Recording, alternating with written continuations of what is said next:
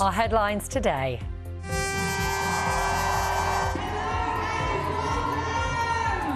Athletes and fundraisers gear up for the London Marathon, set to make history as the world's largest event of its kind. And I'm at the start line of the marathon, where in the next few hours, tens of thousands of people are going to be taking on that epic challenge. Running for their daughters. There's a message of support from the Prime Minister for the families of the 3 girls killed in the Southport attack.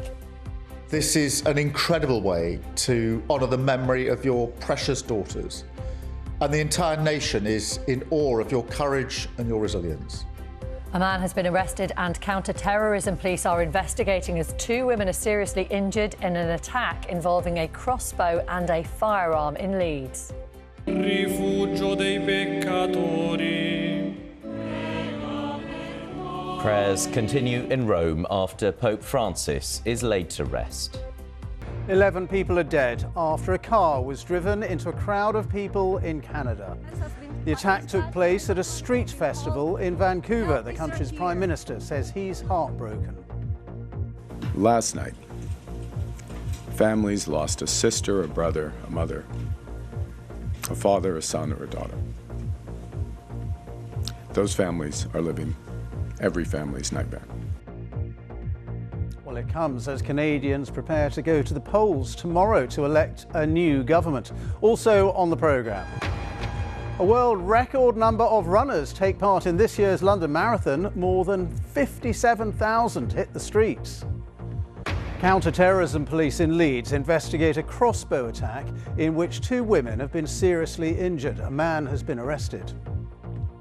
And 80 years after the Bergen-Belsen concentration camp was liberated, survivors return with their families for a service of commemoration.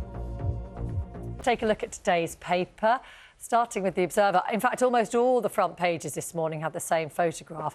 This image of Presidents Donald Trump and Volodymyr Zelensky meeting in St. Peter's Basilica yesterday. It is the first time that they've spoken face-to-face since the infamous row in the Oval Office in February. The Pope's last act is how the Observer describes the scene, and what you wouldn't give to hear exactly the words exchanged between those two. Indeed, on the front page of the Telegraph, Trump turns against Putin is the Sunday Telegraph's headline, alongside a similar photo of the 2 leaders locked deep in conversation. The paper reports that Donald Trump has accused Vladimir Putin of stringing him along in negotiations to end the war in Ukraine. You do wonder if that moment might be a bit of a turning point. Meanwhile, the Sunday People has dedicated its front page to a striking image of hundreds of thousands of mourners gathered in the Vatican. In the bottom corner, there's a smaller image of the US and Ukrainian presidents standing alongside Sir Keir Starmer and Emmanuel Macron. The headline reads, "Legacy of Hope," referring to the late Pope's desire for peace to be found in Ukraine and around the world. In other news, one of the biggest food banks in East London is appealing for help to find new premises. Plate for You Al Sufa supports around 500 people a week, but must now leave its current home by June. Barry Caffrey reports. It's another busy day at the Plate for You food bank in Leytonstone. For the past 5 years, it's been helping the local community. The needy are being sort of more deprived of things, so it is very important that we can provide food on the table for themselves and their children, and this is the only way that people can survive. I mean, they've still got to pay their electrical utility bills.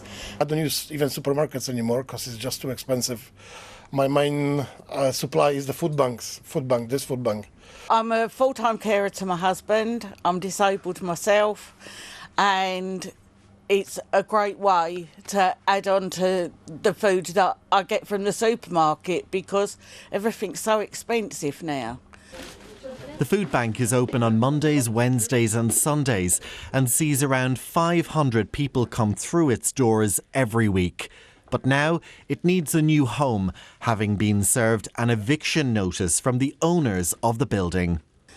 The Plate for You Al Sufa food bank has been in operation here since 2020, but now the landlord needs to do some refurbishment work to the building, and so the food bank needs to leave. At the moment, they've got nowhere to go. The local council, Waltham Forest Council, says it's doing all it can to try and find a suitable building that the food bank can move into.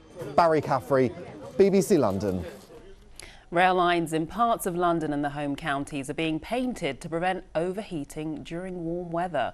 Network Rail says turning sections of track white can help reduce the temperature by 15 degrees. Last year, thousands of hours of delays were caused by buckled rails. And finally, congratulations to Barnet Football Club, who've won the National League for a record 4th time. They beat Aldershot Town 4-0 yesterday and will now be promoted. I'm just so proud of everyone, the staff, players, anyone who's involved with the club, the fans, just proud of everyone. Well, now it's time to celebrate, so enjoy it. Well done.